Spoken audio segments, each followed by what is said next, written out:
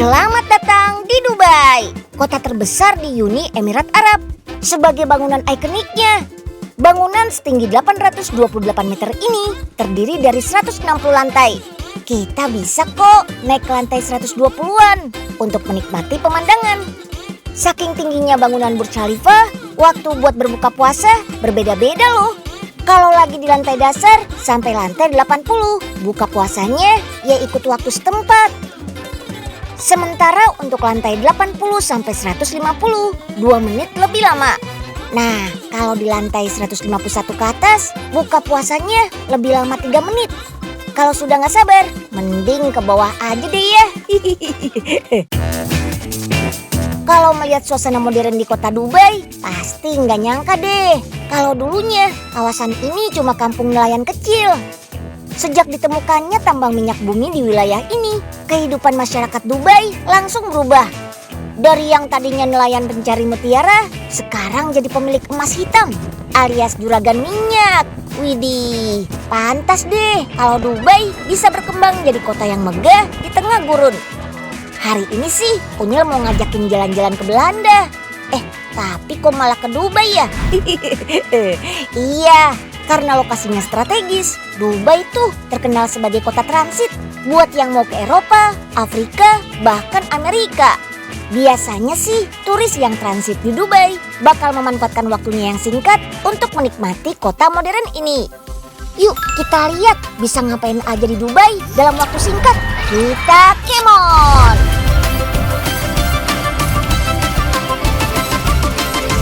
Si Unyil, yuk kita kemon! Selain gedung tertinggi, Dubai juga punya taman bunga terbesar di dunia loh. Namanya Miracle Garden. Luasnya sekitar 8 kali lapangan bola. Dan ini satu-satunya taman bunga di Dubai loh. Butuh 7.000 liter air setiap hari untuk mengairi taman di tengah gurun begini. Infonya sih ada 45 juta jenis bunga yang ditumbuhkan di sini. Dan itu butuh biaya sekitar 40 juta dirham loh. Atau setara 150 miliar rupiah. Oh iya, di musim panas sih taman bunga ini ditutup ya. Soalnya orang-orang Dubai pada malas main ke taman. Takut gosong. Kalau yang ini Butterfly Garden alias taman kupu-kupu. Lokasinya masih di sekitaran taman bunga kok. Di sini kita bisa melihat aneka macam jenis kupu-kupu. Nggak usah ditanya deh, sudah pasti ini taman kupu-kupu terbesar di dunia. Infonya nih, ada 15.000 jenis kupu-kupu di taman ini. Gak cuma yang masih hidup saja, kupu-kupu yang sudah diawetkan pun ada koleksinya. Lengkap banget nih pokoknya. Ada taman bunga, ada kupu-kupunya juga. Kulineran di Dubai juga wajib dicoba nih saat transit di kota ini. Di Indonesia sih, makanan khas Timur Tengah yang dikenal dengan nama kebab ini gak asing ya. Kalau di Dubai kebab disebut dengan nama shawarma. Sebetulnya sama aja kok. Shawarma adalah terjemahan bahasa Arab yang artinya diputar. Sedangkan kebab kemungkinan berasal dari bahasa Arab yang artinya dipanggang. Ya, apapun sebutannya, daging yang diiris tipis lalu ditumpuk di atas roti dengan tambahan sayur dan saus. Rasanya maknyus. Selain roti dan daging, makanan manis juga digemari di sini. Umumnya sih buat kudapan santai atau disajikan buat hidangan penutup. Orang-orang barat menyebut jajanan manis ini Arabic Sweets. Bentuknya macam-macam deh dan semuanya serba manis. Kayak yang dibuat di pabrik ini nih. Salah satu produk andalannya adalah kunafa mozzarella. Bahan pastry dari campuran terigu dan mentega dipotongi tipis. Tambahkan isian keju mozzarella. Lalu tutup lagi dengan tumpukan pastry. Panggang di atas kompor labirin sampai matang. Selain mozzarella, ada juga kunafa dengan isian dan taburan keju nabulsi, kejunya orang Arab. Yang jadi ciri khasnya jajanan manis di Timur Tengah adalah tambahan air mawar ini nih. Ini yang bikin aromanya harum dan menggugah selera. Jajanan kunafa asalnya dari Palestina. Masyarakat Arab di sana biasa menyajikan kunafa saat merayakan kebahagiaan bersama, terutama pas hari raya. Terus katanya nih, kunafa itu lebih enak kalau yang membuatnya laki-laki loh. Wah, pantas saja ya karyawan di pabrik ini laki-laki semua.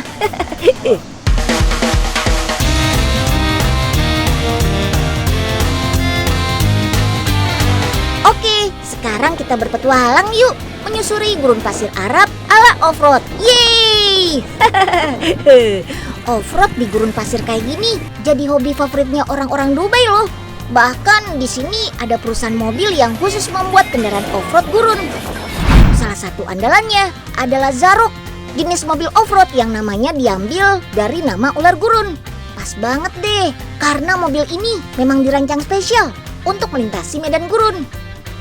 Tuh, lihat aja desain bodinya. Dibuat dari kombinasi plat besi dan serat karbon. Dijamin kuat, tapi tetap ringan buat akselerasi. Saat ini sudah ada banyak tipe mobil yang dibuat perusahaan ini. Modelnya pun macam-macam. Dan semua dijual dengan harga di atas 1 miliar rupiah. Murah banget kan kalau buat juragan minyak Dubai.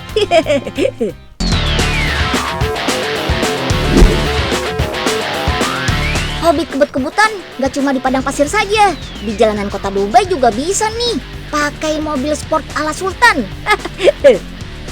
Di Dubai jangan heran ya kalau kita sering nemu mobil sport mewah kayak gini. Bukan buatan Italia atau Inggris loh. Dubai juga punya mobil sport sendiri yang gak kalah mewah. Mobil ini pertama kali dibuat di Lebanon, tapi kemudian dibawa ke Dubai. Dan jadi mobil buatan Timur Tengah yang harganya termahal ketiga di dunia. Tahu nggak harganya berapa? 40 miliar rupiah. Wow. Selain karena teknologinya, mobil ini dihargai mahal karena materialnya yang mewah. Mulai dari lampu mobil yang dihiasi berlian, sampai jok tempat duduknya yang dilapisi emas. Nggak bisa parkir sembarangan deh kalau di Indonesia. Selain balapan, ada juga nih hobi lain yang digemari kaum mudanya Dubai.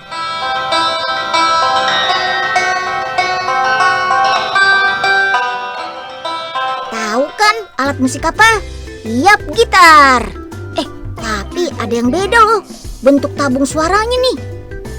Gitar kotak ini dibuat dari limbah kayu dan kotak cerutu. Namanya Colin Rooster. Hasil kreativitasnya Om Basil nih, pembuat gitar handal dari Suriah. Om Basil mengumpulkan kotak cerutu bekasnya dari seluruh dunia loh.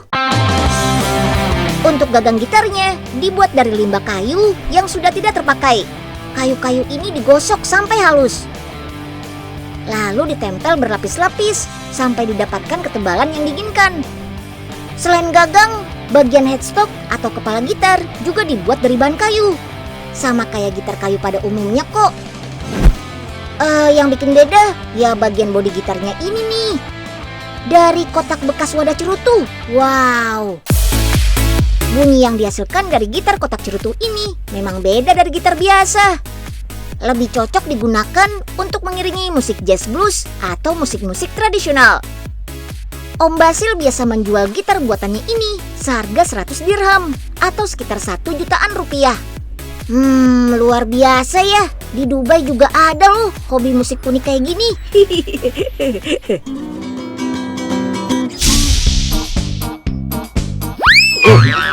Aduh.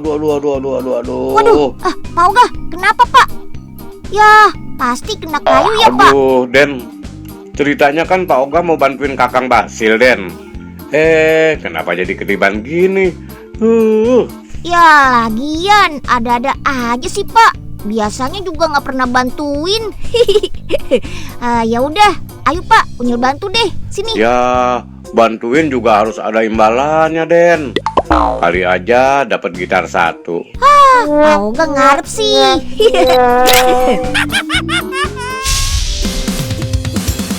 Oke, udahan nih kita transit di Dubainya. Habis ini kita lanjut terbang ke Belanda ya. Pastinya nggak kalah seru. Pokemon.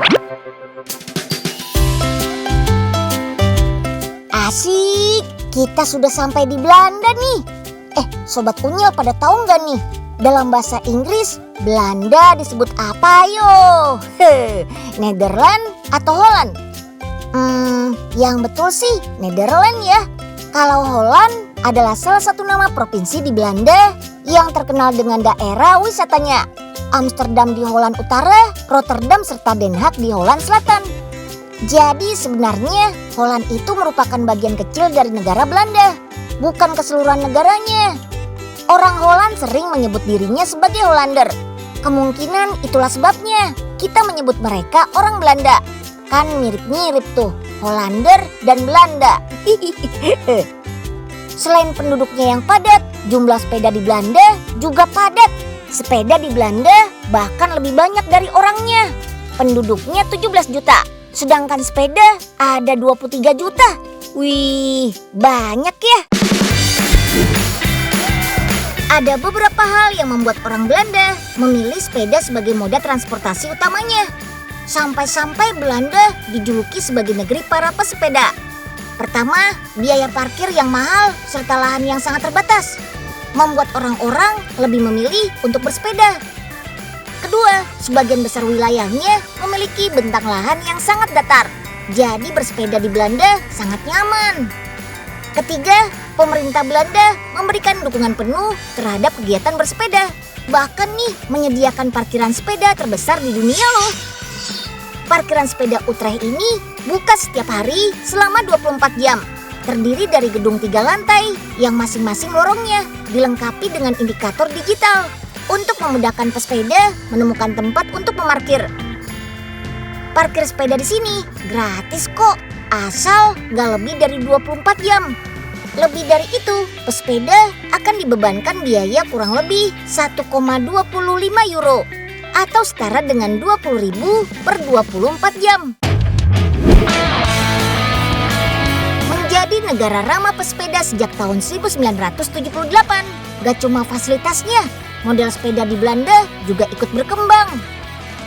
Bukan hanya sepeda roda 2 biasa, tapi sepeda kargo roda 3 yang memudahkan pengendara untuk membawa anak, belanjaan, bahkan hewan peliharaan di kota kargo loh. Sepeda ini cukup ringan karena rak kargonya terbuat dari styrofoam. Kapasitasnya juga lumayan banyak, muat untuk 2 anak, serta dilengkapi dengan sabuk pengaman. Ada shock breakernya lagi, jadi anak-anak bisa duduk dengan nyaman dan aman deh. Untuk rak kargonya sendiri sih bisa menampung berat 40 kg. Baterai pada sepeda ini bisa digunakan untuk jarak tempuh kurang lebih 100 km. Sementara untuk pengisian daya butuh waktu charge selama 7 jaman. Kalau beban yang dibawa terlalu berat, pengguna sepeda ini juga dilengkapi dengan gearbox otomatis atau gigi sepeda elektrik. Jadi, kita masih bisa berkendara dengan aman tanpa perlu repot mengatur gigi sepeda. Ingat Belanda, pasti ingat kincir anginnya yang ikonik. Di Zaanstad, kita masih bisa melihat banyak rumah kincir angin yang masih beroperasi sampai sekarang. Ya, walaupun hanya tersisa 1.000 dari 10.000 kincir angin. Bukan sekedar hiasan ya, dulu Belanda memanfaatkan kincir angin untuk mengeringkan lautan. Yap, sepertiga wilayahnya memang terletak di bawah permukaan air laut. Nah, baru deh pada abad ke-17, kincir angin ini mulai dipakai untuk menumbuk biji-bijian dan menghasilkan berbagai macam produk kayu. Tuh lihat, bisa menggergaji dan mengasak kayu. Semua dilakukan oleh mesin yang digerakkan oleh baling-baling kincir angin.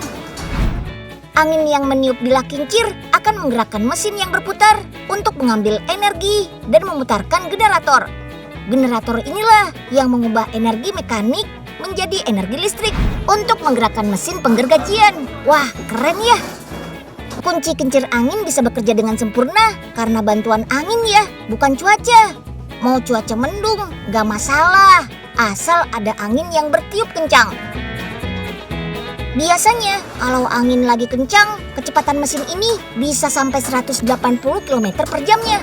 Tapi kalau lagi stabil, bisa 80 km per jamnya. Terus ya, biasanya dalam satu hari, rumah kincir angin bisa menggergaji kurang lebih 10 kayu. Itu pun kalau angin lagi bagus ya. Meski wilayahnya nggak besar-besar amat, Belanda dikenal sebagai salah satu produsen hasil pertanian terbesar di dunia. Wah, keren banget ya. Ini karena Belanda serius dalam mengolah dan mengembangkan pertaniannya.